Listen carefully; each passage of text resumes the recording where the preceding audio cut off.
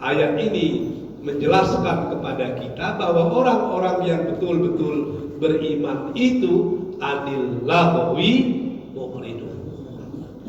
Mereka betul-betul menjaga diri mereka dari perbuatan-perbuatan yang tidak memberi manfaat. Bismillahirrahmanirrahim. Kita mulai ayat yang baru. Walladzina hum anil lagwi mu'ridun. Dan orang-orang yang beriman itu anil lagwi, lagwi itu berasal dari kata-kata laghaw. Bahasa kitanya apalah lagwi ini? Sesuatu yang tidak bermanfaat. Sesuatu yang tidak ada faedahnya. Mu'ridun, mereka hindari. Jadi orang-orang yang beriman itu hal-hal yang tidak ada manfaatnya itu mereka tinggalkan. Sebab bagi mereka hidup itu adalah perjuangan. Al-hayatu jihadun, hidup itu adalah perjuangan.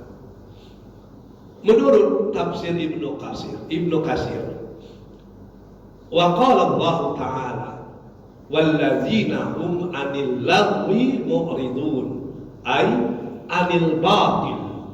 Jadi kalau menurut Ibnu Katsir, anil lagwi mu'ridun anil batil, dari semua perbuatan-perbuatan yang batil. Kalau batil lawannya apa? Al-haq. Al-haq lawannya al-batil. Jadi orang yang beriman, dia akan melakukan hal-hal yang hak, tapi dia meninggalkan hal-hal yang batil. Wa huwa yashmilu asyirk. Menurut Ibnu Katsir, al-batil di sini meliputi asyirk.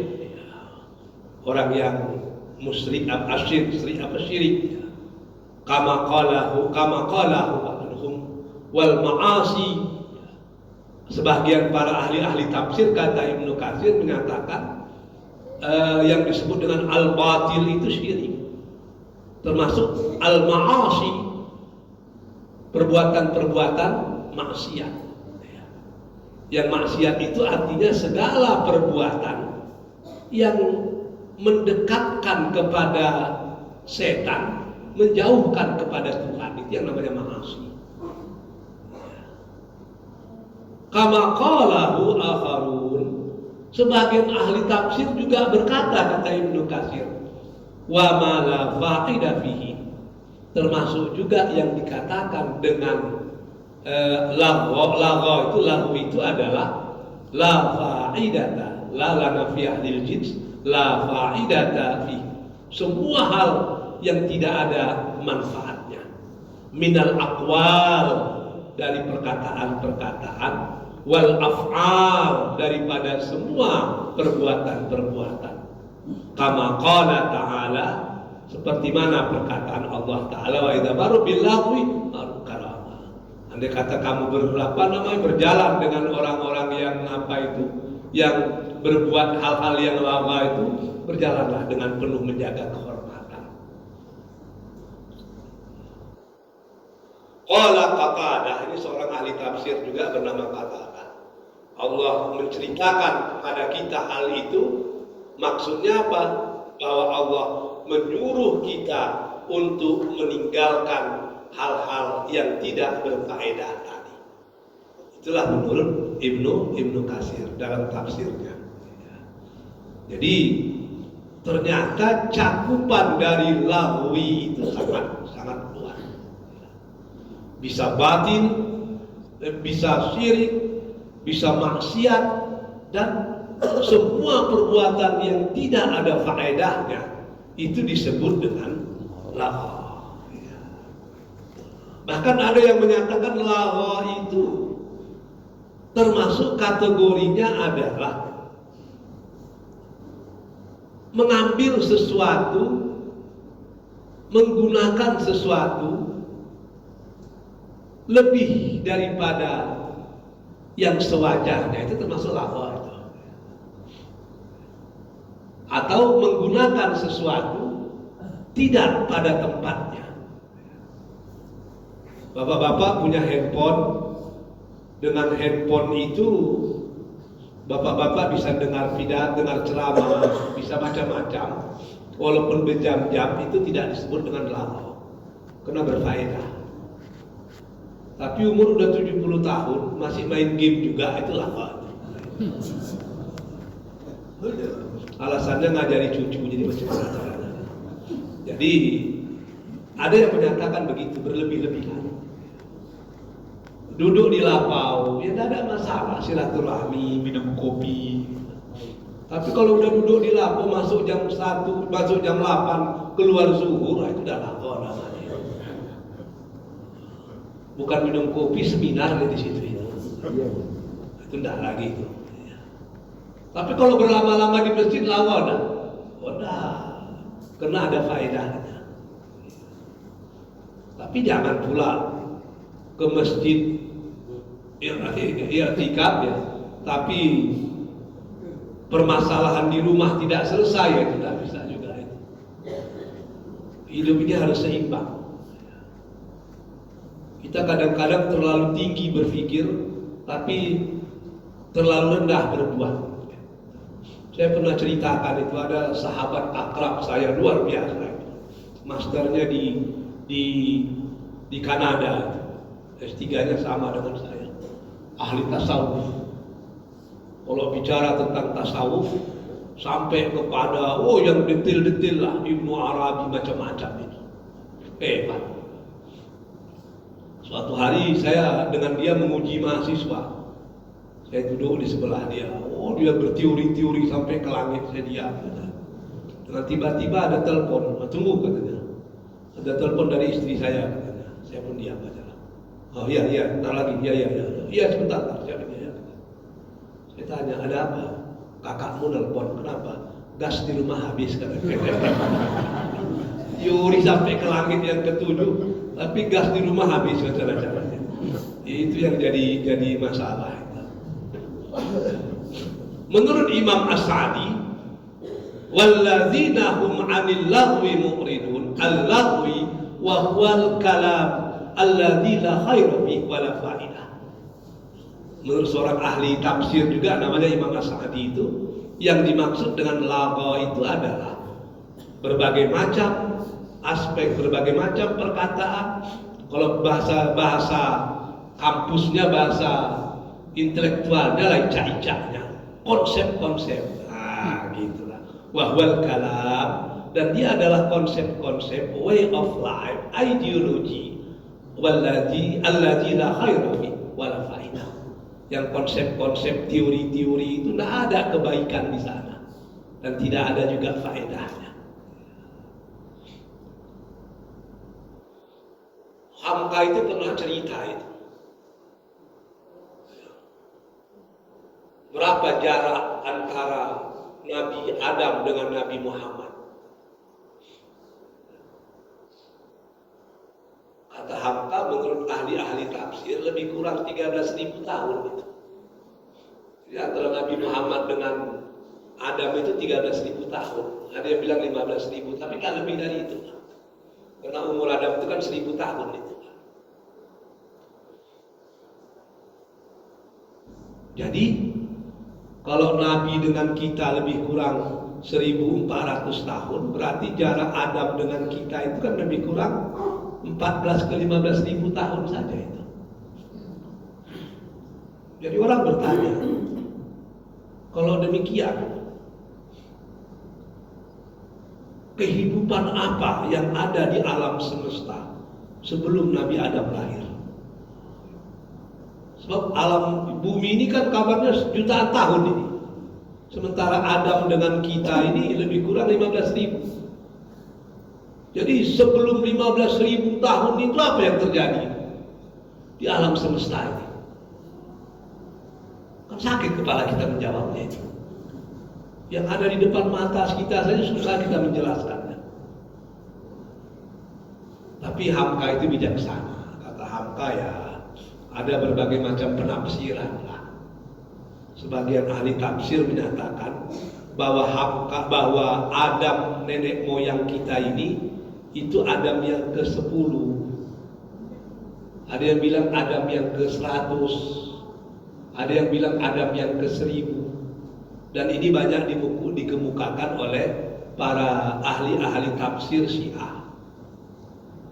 Jadi katanya Adam nenek moyang kita ini Adam yang ke-1000 ini. Ada yang bilang ke-100. Jadi Allah menciptakan satu Adam.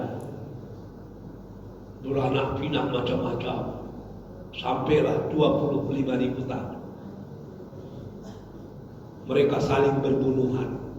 Hampir habis. Hancur dunia ini buatnya. Binasalah mereka. Begitu mereka binasa, Allah kosongkan bumi ini 25.000 tahun. Ciptakan lagi Adam yang berikutnya. Begitu juga. Ciptakan lagi Adam berikutnya. Habis binasa. Kosongkan lagi dunia ini 25.000 tahun. Diciptakan Adam yang berikutnya. Itu menurut para ahli-ahli tafsir yang lain. Maka wajar ketika Allah ingin menciptakan Adam yang terakhir nenek moyang kita itu, malaikat protes. Ataj'alu fiha may yufsidu fiha wa yasfiku dima. Apakah kau akan ciptakan lagi manusia yang mereka akan membuat kerusakan dan menumpahkan darah? Malaikat ketika disuruh menyebutkan nama-nama al-asma, dia tidak tahu. Iblis tidak tahu. Tapi kenapa dia tahu? Manusia itu akan membuat kehancuran, akan membuat pertumpahan darah. Ini menjadi dalil bagi para ahli tafsir kalau sudah ada manusia sebelum manusia yang memang kerjanya membuat kerusakan dan menghancurkan bumi ini.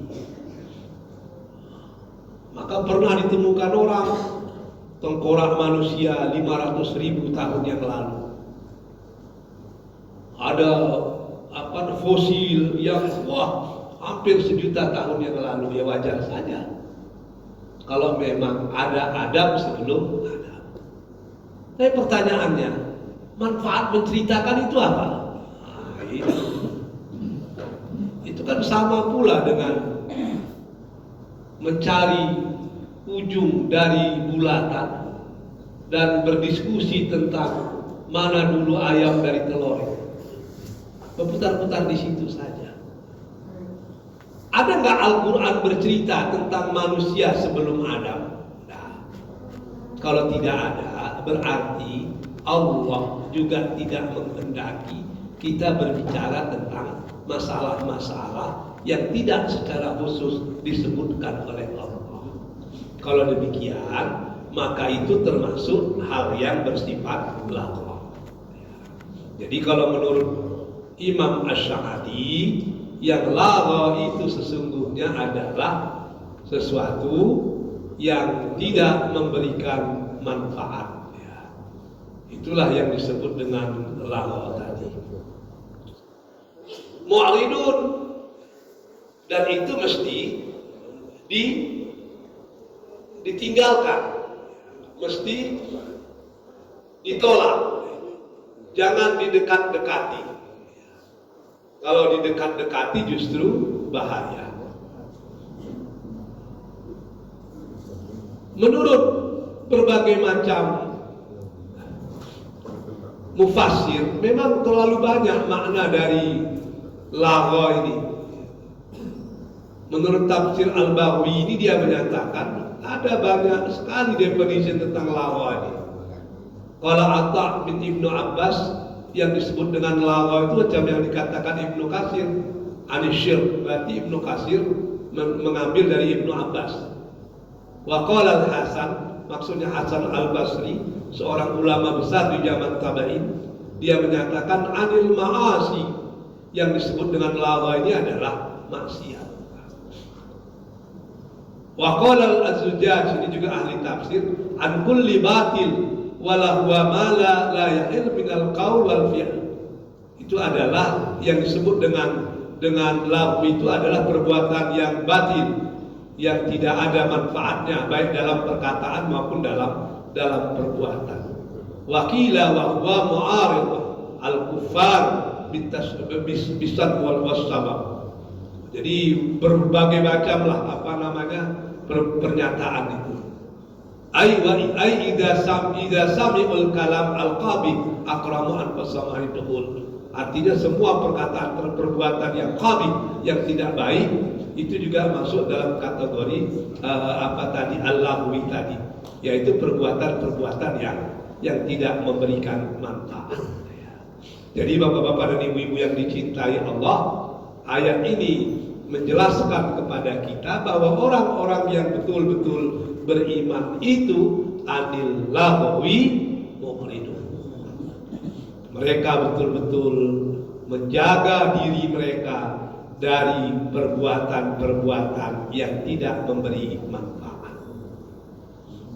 Sebab ciri-ciri orang beriman itu khairun nas anfa'uhum linnas. Sebaik-baik manusia itu adalah orang yang paling banyak memberikan manfaat kepada manusia yang lain. Itulah yang terbaik.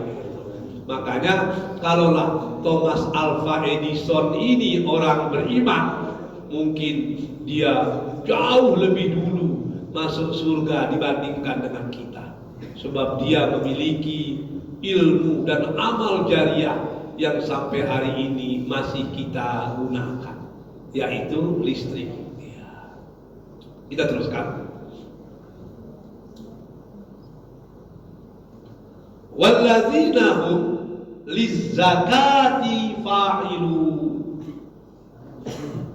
Orang-orang yang beriman itu senantiasa membayarkan zakatnya. Maka Allah menggunakan kata-kata walladzina hum lizzakati fa'ilun, bukan amilun. Dalam masalah zakat ini kita harus menjadi fa'il, menjadi pelaku. Artinya kita yang aktif. Jangan menunggu amil datang. Kalau menunggu amil datang tidak fa'ilun, nama itu amilun itu namanya. Kita yang menghitung harta kita. Sebab yang tahu harta kita siapa? Ya kita lah. Tidak ada orang lain yang tahu itu secara detail. Siapa yang tahu harta simpanan bapak-bapak? Basnas nggak akan tahu itu. Yang tahu siapa? Ya kita. Maka orang itu baru betul-betul berzakat dengan sempurna kalau dia beriman secara sempurna. Kalau tidak, bahaya itu. Zakat yang paling baik itu diberikan kepada amil. Hanya saja Utsman bin Affan agak berbeda. Menurut Utsman bin Affan, kalau harta-harta yang zahir, yang nampak, itu bayarkan kepada amil. Tapi kalau harta-harta yang tersembunyi, itu boleh kita bayarkan zakatnya kepada ahli, kaum kerabat yang tidak ada kewajiban kita memberikan nafkah. Oh, yang nggak boleh zakat itu dengan siapa itu? Dengan ayah, itu nggak boleh, itu kewajiban itu. Kakek kewajiban, kakeknya ayah itu kewajiban itu. Anak nggak boleh, itu anak kewajiban itu. Cucu nggak boleh. Karena bapak-bapak kaya bayar zakat dengan cucu itu batal itu. Cicit itu kewajiban. Anak abu miskin itu kewajiban kita membantunya itu. Nggak bisa dia berikan zakat. Anak yatim nggak boleh anak yatim diberikan zakat itu. Makanya asnaf zakat yang 8 itu ada anak yatim di situ? Tidak. Kenapa? Karena anak yatim itu anak orang Islam. Yang kedua, anak yatim itu banyak yang kaya karena ayahnya dulu konglomerat. Macam mana mau diberikan? Ya berikan kepada dia kasih sayang. Zakat dia tidak terima. Kalau ada anak yatim yang miskin, dia diberikan zakat bukan kena yatimnya, tapi kena miskinnya. Karena anak yatim itu orang yang paling bahagia. Semua laki-laki dewasa di kampung itu ayahnya. Jadi kalau ada anak yatim yang tidak sekolah di kelompok di komplek Beringin Indah ini, semua laki-laki yang ada di sini berdosa itu. Hati-hati kita itu. Karena anak yatim itu anak kita bersama itu. Dia tidak mendapatkan zakat karena dia mendapatkan hak untuk dibantu. Wajar saja kalau Rasul menyatakan, aku dengan anak yatim itu seperti jari tunjuk dan jari tengah itu. Sangat dekat itu di surga nanti. Jadi yang tahu tentang berapa jumlah zakat kita itu adalah kita. Wallazina hum lizzakati fa'ilun. Kita yang tahu itu. Berapa luas kebun sawit kita yang tahu. Ibu-ibu berapa banyak emas ibu-ibu, itu ibu-ibu yang tahu itu. Karena banyak ibu-ibu ketika ke masjid pakai rantai yang kecil-kecil, padahal di rumah rantainya itu sebesar rantai kapal itu. Orang ada yang tahu, kita yang tahu. Maka fa'ilun, kita yang harus proaktif tentang zakat kita. Keluarkanlah. Berat itu memang berat, tapi orang yang beriman tidak berat. Kenapa? Karena dia tahu dalam hartanya ada hak Allah, dalam hartanya ada hak orang lain. Kalau tidak dikeluarkan, di akhirat kita yang memikulnya itu, mencari orang yang berhak menerimanya. Coba kita pikir, kita punya kebun sawit 100 hektar. Ada zakat yang mesti kita keluarkan. Tidak kita keluarkan. Satu tandan sawit itu ada yang beratnya sampai 100 kilo itu. Anggaplah yang 50 kilo misalnya. Saya pernah terkejut itu ada yang bilang sempat 100 kilo, anggap 5 kilo. Ternyata menurut hitungan Tuhan, setiap bulan itu kita harus mengeluarkan anggaplah 1 ton gitu. Tidak kita keluarkan. Di akhirat kita pikul sendiri 1 ton itu, mencari asnaf yang berhak menerimanya. Sanggup kita itu? 50 kilo aja 1 tandan susah kita mikulnya. Ini 1 ton yang harus kita pikul di padang mahsyar pula. Bagaimana caranya? Makanya sebelum itu terjadi di akhirat, selesaikan di dunia. Saya rasa itulah yang bisa kita sampaikan. Insya Allah akan kita lanjutkan pada pertemuan yang akan datang. Sebelum ditutup, seperti biasa, kalau ada yang ingin bertanya, saya persilahkan dengan segala hormat.